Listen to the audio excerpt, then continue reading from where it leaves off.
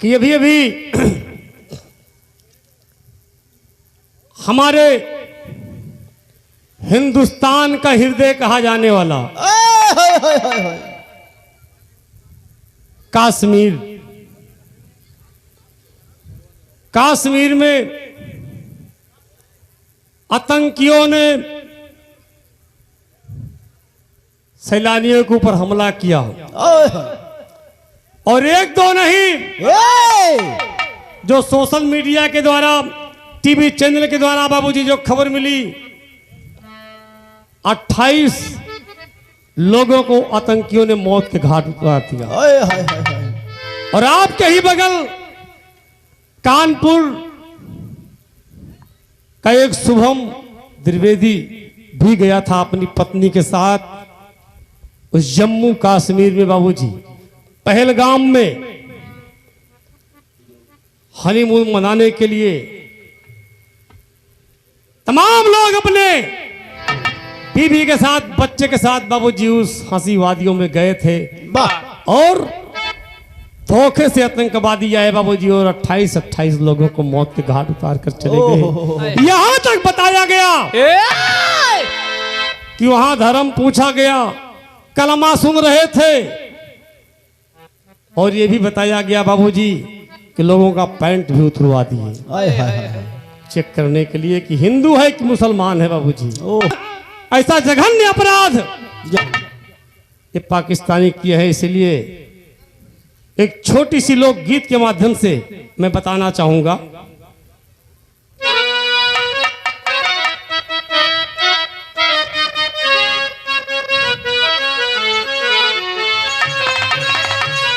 लेकिन दोस्त, हमारे हिंदुस्तान के नौजवानों की तरफ से, एक एक हिंदुस्तानियों की तरफ से ये आवाज है। क्या आवाज है? अरे कश्मीर जान इस हिंद का है। सुनो पाकिस्तानियों, अरे कश्मीर जान इस हिंद का है। हमारे देश के नौजवान ललकार के कह रहे हैं कि ये पाकिस्तानियों, तुमने छुपके से निहत्थों के ऊपर वार किया, हमारे देश के सैलानियों के ऊपर वार किया है। सुनो मेरी बात, ललकार के कहते हैं अरे कश्मीर जान इस हिंद का है। अरे कश्मीर जान इस हिंद का है। हम शान कभी ना हारेंगे, हम शान कभी ना हारेंगे, हम शान कभी ना हारेंगे।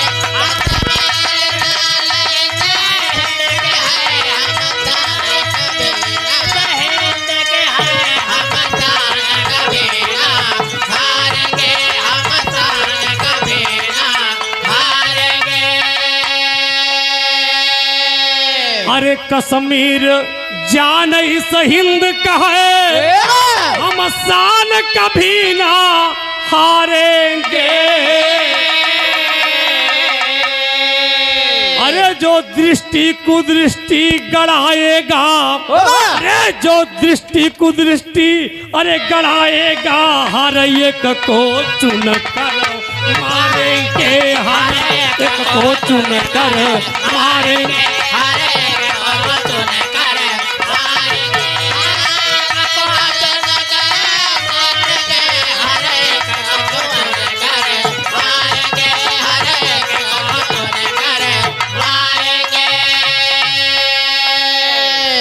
और एक बात, कहा ये हमारा हिंदुस्तान है, यहाँ पर हर एक जात धर्म के लोग रहते हैं, सभी का सम्मान है। धर्म पूछ रहे थे, कहना हुआ यहाँ पर अरे कलमा का सम्मान करें। ये हमारा हिंदुस्तान है, यहाँ गंगा जमुनी तहजीब से यह चल रहा है। तो इसलिए कहना है कि हम कलमा का सम्मान करें, हनुमान चालीसा पढ़ते हैं। और बात अगर स्वाभिमान की हो, ए भैया, बात अगर स्वाभिमान की हो तो हम काल से भी नहीं डरते हैं। अरे घाती बनकर घात करे, अरे घाती बनकर घात करे तो दुश्मन की सेखी झाड़ेंगे। घाती बनकर घात करे दुश्मन की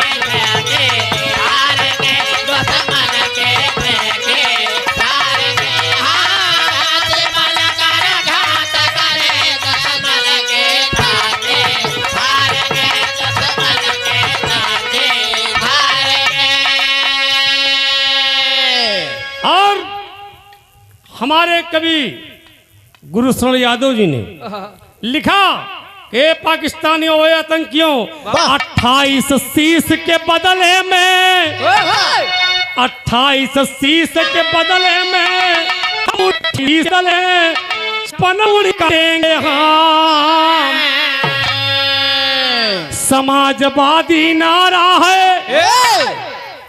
राष्ट्रीय अध्यक्ष जी दोस्त अखिलेश जैसा नेता, माननीय मुलायम सिंह यादव जी नेताजी जो अमर हो गए बाबूजी सदा के लिए, और उनके पद चिन्हों पर आज हमारे राष्ट्रीय अध्यक्ष जी अखिलेश यादव जो किसी के बाद किसी के ऊपर किसी भी जात किसी समाज या कोई नेता के ऊपर बाबूजी कभी आज तक अभद्र टिप्पणी नहीं करते हैं।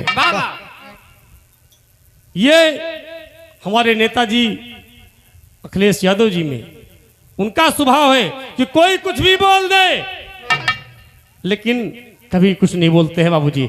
इसीलिए कहना है कि समाजवादी नारा है, हम एक रहेंगे ना बांटेंगे। अरे गांधी बनकर सहालिया बहुत है, अरे गांधी बनकर सहालिया बहुत, अब सुभाष सानल करेंगे, अब सुभाष सानल करेंगे।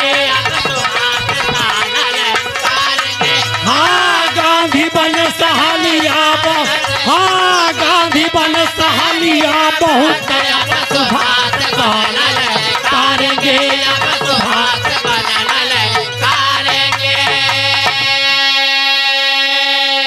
याद रहे दोस्त, जिस समय नेताजी रक्षा मंत्री थे बाबा, उस समय बाबूजी चीन 2-3 किलोमीटर बाबूजी जहां पर था अपने सीमा के अंदर घुस गया था बाबा। मतलब पड़ोसी मुल्क नेताजी के नाम से कांपते थे। इसीलिए लिखना पड़ा कि काश अगर नेताजी होते, काश अगर नेताजी होते, लाहौर में झंडा लहराता।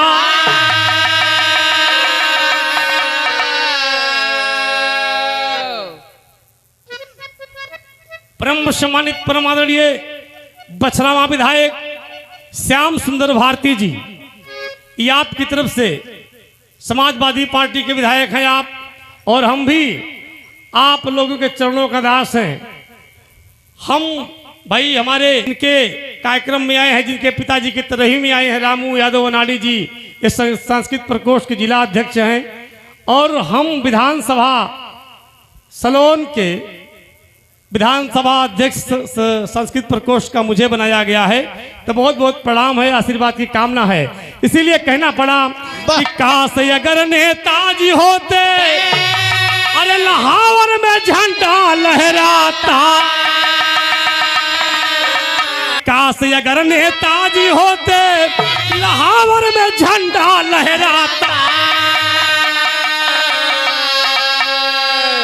और नजर गड़ाने से पहले दुश्मन का गर्दन कट जाता। अरे दुश्मन की छाती पर चढ़कर, अरे दुश्मन की छाती पर चढ़कर हिंदुस्तान का झंडा गाड़ेंगे।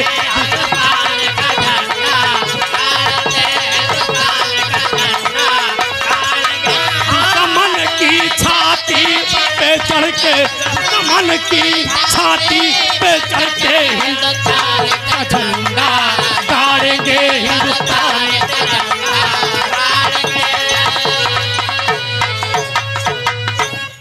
अच्छी बात यह है दोस्त, हमारे देश में तमाम पार्टियां हैं, लेकिन जब देश के मान सम्मान की बात आई बाबूजी, तो सारी पार्टियां एक हो गई, एक स्वर में सबने सरकार का सहयोग किया। इस घड़ी में पूरा देश आपके साथ में है, लेकिन एक बात हमको लिखना पड़ा मजबूर होकर के। क्या कहना पड़ा यहाँ पर? देश से ज्यादा पीएम को वहां 28 लोगों की जान जाती है, लेकिन उसी के दूसरे दिन हमने भी टीवी पर देखा, प्रोग्राम करके आए थे बाबूजी, न्यूज चल रही थी, हमने देखा तो कवि जी ने लिखा कि अरे देश से ज्यादा पीएम को अपनी रैली से ममता है। यहाँ लोगों की जान जा चुकी थी बाबूजी। दूसरे दिन नीतीश कुमार के साथ पीएम जब गले में बाहर डालकर मुस्कुरा रहे थे बाबूजी, उस दिन मुझे बहुत कष्ट हुआ था। हमें नहीं दोस्त, पूरे देश को बहुत कष्ट हुआ था। इसीलिए कहना पड़ा कि देश से ज्यादा पीएम को अपनी रैली से ममता है। हम सम्मानित परमादरणीय रामू यादव जी, आपकी तरफ से 51 रुपए का आशीर्वाद है। बहुत नमस्कार, प्रणाम, आशीर्वाद की कामना है। कहना पड़ा तेरे देश से ज्यादा पीएम को अपनी रैली से ममता है। करनी कथनी में अंतर है, करनी कथनी में अंतर है, प्रश्न चिन्ह पर आज ये क्षमता है। अरे रागी रमेश गुरु शरण कहे, अरे रागी रमेश गुरु शरण कहे, या बरौद्र रूप धारेंगे, या बरौद्र रूप हम धारेंगे, या बरौद्र रूप हम धारेंगे। हाँ रागी रमेश गुरु शरण, हाँ रागी रमेश गुरु शरण कहे, या बरौद्र रूप हम धारेंगे।